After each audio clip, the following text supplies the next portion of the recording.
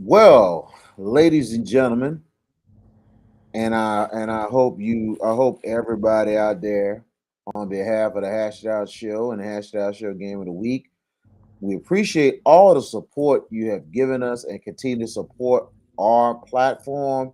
This week is our season finale, ladies and gentlemen. Like we said, we're gonna give you all the games we're gonna give you. We're gonna have you. We're gonna have us all the way to the state semifinals. This is it. It's our finale. It's a huge one, possibly one of the biggest games of this rivalry, maybe ever. Once and for all, John Curtis, St. Augustine, state semifinals coming up Friday night. We're here with the head coach of the St. Augusta Purple Knights, Coach Robert Valdez. How you doing, Coach? I'm good, BK. Good morning, man. Yes, sir. Yes, sir. Good to have you. And I tell you, man, you guys have passed every test that that the eyes have faced and everything for the Purple Knights. Now, the ultimate test, semifinals, and a rematch against John Curtis. What you can say going into this matchup, because this last couple of weeks has been a lot of preparation, especially against Acadiana and against Rummel. Just proud of our program. Just really proud of our kids, our players, student athletes, coaches, anybody that has anything to do with with with San Augustine High School football. On the day-to-day operations, our administration, our leadership, our teachers, of everybody who's poured into these young men. Um, And for us to be here is just a testament to how they've embraced the work ethic, the hard work, and just trying to day by day, just do the little things right that we can use to get better. Not only in football life, this is great, and we're getting a lot of attention because of football. But hopefully, what we're doing with this will give these student athletes an opportunity to understand how in life, everything that it is that you want, you have to be diligent, you have to work for. So while we are basically, I guess looked upon on the field, but it's bigger than that. But we'll take care of what we take care of right now, but we're planting seeds for the future. Last week against Rummel, very you knew the matchup was not going to be easy because the fact it was a rematch, and usually Rummel really thrives on it. But you guys really took advantage, and then on top of that, you did something that I thought that could happen in game number two, that you guys would have a great start and stay on it, and I think that was a huge difference in the victory last week. Yeah, I mean that gave us a lot of energy. We came out, we had a defensive stop, and then we were able to come out offensively and get a couple of quick touchdowns on the board.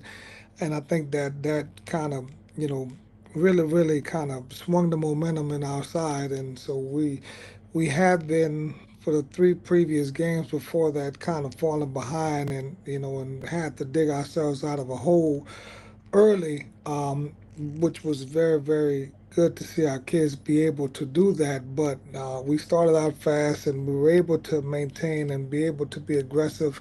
And I think that we kind of stunned Romo a little bit by how quick we started. But and like I said, this one thing about this Catholic League, they're a great program. They're very well coached and have great student athletes as well. So for us to be able to go out there and play a second game against a class act opponent, and be able to have success, that was just a testament to what our kids are doing and what our coaches are doing. Well, so far describing this team this season has been two words: resiliency and character. We've seen that, especially these last 2 weeks. You're without Raekwon Williams for the year and a couple other players, but some players have come back. But you said it yourself during the season. We're not going to fall off too much because we're going to plug what we can plug in, next man up. And it's been amazing what this team has done despite of the certain people lost. You guys have a great amount of depth, but not just that, a great amount of resiliency and character with this team. I think that like I said, my hat goes off. We have we've gone through a lot of attrition with some guys that have gotten injured. We've lost, some very significant players due to injuries, for whatever reason, and that's just it's part of the game, unfortunately. But I think that the way we do things and our guys understanding that, we're still in the infancy phase of building a program, second year, but I think the way we go about doing things, and you have to be very intentional with children, and you have to give them clear and concise information. And I think that those guys all practice hard, and I think that when they get an opportunity to showcase their talent, they've been able to step up and assume the responsibility to carry their weight. And so, like I said, with the recent injury of not only Raekwon, but we've had other guys that, from the beginning, like I said, Patrick Robinson is sorely missed, and Keith Hill is really, really missed. Those guys that have gotten hurt, and we've got some that's gotten hurt as of late as well. But the guys have just been making plays, and we got some young guys that really just had to step up and be major contributors. Very much agreed. Your thoughts on this senior class, who's just been so amazing this year, and not So, too many seniors, but you look at mhm, the captains, Ty Dominique and Vashawn Coulon, how mhm. much they have really picked this team up and put it upon their shoulders, and they feel like, hey, let's do what we got to do. And everybody seemed like they have followed these two, and they have really been so consistent. But tell us your thoughts on this senior class that you have coached this season. Oh, those guys were voted by the team as team captains. Ty Downick and Vashon Coulon. But we have a really that senior class is it wasn't easy when you get a new head coach. Going to your junior year, and basically a lot of the things that I bring to the table were different from what was in place before I got here. Not taking anything away from that. But sometimes seniors get a little bit of, they get comfortable because they feel like, okay, uh, but not these guys. These guys have come to work every day. These guys, they don't miss practice. They don't miss workouts. They don't miss, they're good people. So we have a good group of seniors that is basically, contributed majorly. We only have 15 seniors on the roster. Out of the 15 seniors, only a handful are the ones that's getting the significant amount of playing time. But those guys have been able to handle it unselfishly and understand the philosophy. And our philosophy is simple: is that the most consistent, hardest working player plays. And so, even as a senior, you have to be able to continue to stay on point, stay on edge, because if somebody that's beneath you is outworking you, then they're going to get the nod. So those guys have understood it. Like I said, Vashon has done a really, really good job of leading us offensively. Ty has done a good job of leading us defensively.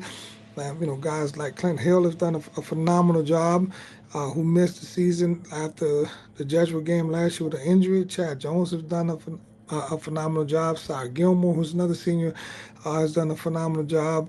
Like I said, we have guys that, offensive line wise, Christian Strickland is a senior, Landon Kelly is a senior. Like I said, those guys have done great jobs. Tyrone Matthews is a senior, so we have a couple of that I may be missing here or there. You know what I'm saying? But those guys have done a phenomenal job of basically putting themselves in this situation to have earned the right to be at this moment. And I ain't gonna lie, I seen early in the season how much their character was when we went to the practices before the season started, and they hold people accountable, and also they hold themselves accountable because you had to discipline a couple of seniors, but they like, hey, okay, we're gonna take it, we're gonna do what we gotta do, whatever the punishment. So it just shows that the character of not just the St. Augustine program, but everything that comes from you more than anything else to instill in them. And that's a huge thing that seniors being leaders, but not just that, holding people and them themselves accountable. It is. I mean, and I think that that's something that we, the word for the year is consistency. We have a word for the year. We have a theme, and to just try to be consistent. And we ask everyone to be consistent in our program, and it goes from top to bottom. I tell them all the time. I said that if you see me as the head coach, at some point not be on my game, make sure you let me know. Hold me accountable. And I think that that's how we have built this relationship of, transparency. So I tell my players, I tell my coaches, I tell them all the time that if you ever catch me not being on top of mind as a head coach, you have my permission as a head coach to hold me accountable and to basically continue to hold me to a standard. And that's something that we believe in, and I think our guys have embodied that. Very much so, very much so. And I know we had sometimes we had some moments. I know there was a moment a week before the call game I asked that question, and you said a great line. It was funny to me. It really was, but I totally get where you was coming from with that answer. But at the same time, going into this matchup here, this is something that I know the preparation has been pretty tough, pretty hard, and preparing and everything. Did you ever think to this day that you would, and I know you have great respect for JT Curtis, you wouldn't think that you would have a rematch against a legend one more time? No, I mean, it's crazy because not crazy to say this in the sense of it, but I guess I don't really spend a lot of time, thinking about these scenarios. Coach JT Curtis is by far, one of the most successful coaches in the history of not only the state of Louisiana but in the country, and he's been doing it at a high level for so long. I just saw that last year for 49 straight years they've practiced during Thanksgiving week. I mean, you don't. That's longevity. That is consistency, and to be able to, to be on the stage, right before the pinnacle of our sport with someone like that, it basically humbles you a lot. It humbles you, and for me, it humbles you because of the body of work that they have done and the success that they've had, and doing it at a high level for so long, and it's not something that goes unnoticed. So therefore, we are, like I said, second year here of St. Augustine High School has had a tremendous history, tremendous legacy, but it hasn't been as of late. It hasn't been as of late. They have been doing this forever, seemingly. And they've been doing it forever. I'm 51, and he's been in the playoffs in the third round for 49 years. I mean, I was walking around 2 years old, and he was already doing this. So for us, it's just it's a opportunity for us to have an early validation stamp of the program, and why not, to be able to do it against one of the most historic teams in sustainable history in the state of Louisiana. You're 51, and Coach Curtis is in year 56. So so his first year was basically 5 years before you were born. So it's unbelievable what he's done, and he looks great for 70, 75 years. But like I think it was 74, I believe. He looks great for his age, man. It's amazing. Yeah. So yeah. So regardless of the fact, I gotta ask you this last question. You know, this is St. Augustine has been on this stage very few times. They've been on the stage a very few times. I know you've been probably getting calls. I know you've been probably looking. I don't know if you looked at past film or anything, but what would it be if St. Augustine goes out there, handles business, and even though if it's close or not, you come out on the winning end and you see your guys with the zeros, the clock goes zero, and St. Aug is going to the dome. Well, that means that it would mean that we basically survived against an opponent in John Curtis that will basically give us everything they have in their body. I think that we expecting When you've been doing it for so long, I am channeling to my coaches and my players for us to expect everything. They are on the auspices a veer option offense. They are a very aggressive attack defense. They're gonna do some things on the option that are they're gonna add some wrinkles. Expect some gadgets. Expect some special teams. A lot of special teams things. That they're gonna do defensively. Expect different looks. Try to confuse you. And that means that if we are fortunate enough to be able to handle those things and be able to have success against the multitude of things that they're going to do to give themselves an opportunity to win the game, then at that point in time, it would be a tremendous feeling of gratitude. But before we get to that, we have to really have today is Tuesday. We have to have a great Tuesday. We have to have a phenomenal Wednesday, a fantastic Thursday in order to be able to have a positive outcome on Friday. So there's a lot of work to do. There's a lot of preparation to do. There's a lot of you know, like I said, you're doing coach is doing this for 55, 56 years. So there's some things that I'm pretty sure he has in his bag that are going to be pull out.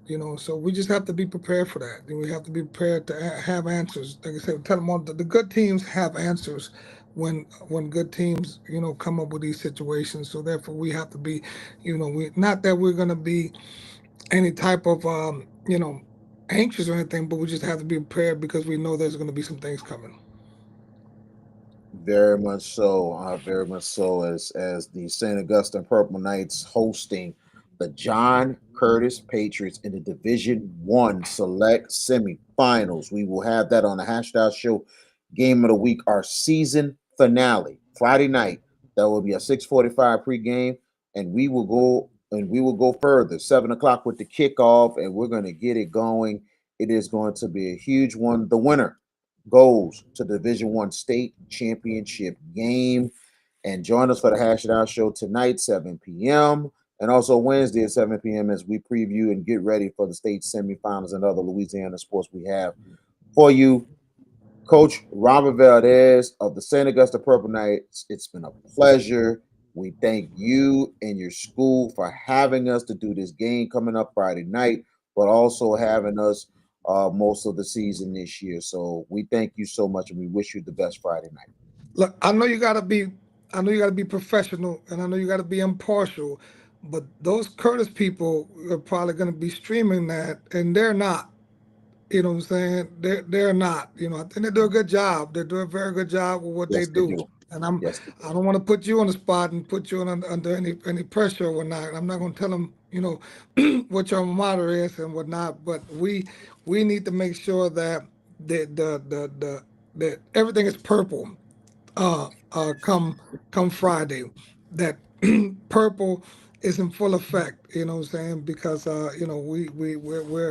we're lining up and we're playing a very formidable opponent, and the good guys. That's why I keep saying the good guys. The good guys are going to come out there and represent St. Augustine High School. Right? They're going to represent our school, our legacy, and for the glory and Rise Sons will be in full effect. The good guys. That's what that's what I'm talking about. I know JB is probably watching this and everything, but knowing the boss, man, we gonna call it down a minute. But the thing is about this game more than anything else, yeah, I'm gonna call it down the middle, but I'm gonna make this very, very special. I got some things lined up for this game Friday night that both fan bases are going to love. It is going to be because trust me, I have been in the history books all last week to this week. And you're Okay. talking about your team with preparation for this Mhm. game. I'm preparing for maybe one of the biggest broadcast games of my career. So I'm going to be prepped up and ready for Friday night. I think both fans, including your Purple Knights fans, my alma mater's fans are going to love what we're going to have, what I'm going to bring Friday night, because this is very, very special and this is an honor because Trust me, anytime Ed Daniels has done this game, this first meeting in 1993, and now all these years later, that I'm going to call the semi-final game. I'm looking forward to it, and I'm hoping it goes the way wherever it goes, but especially if it goes purple and gold away. But we will see on Friday night. But I give props to those Curtis guys, those broadcasting guys, to do a great job. But we're gonna call it the best way possible, and we'll see what happens and on Friday night. Coach Robert Valdez, thank you so much, sir. Thank you, VK. Be good.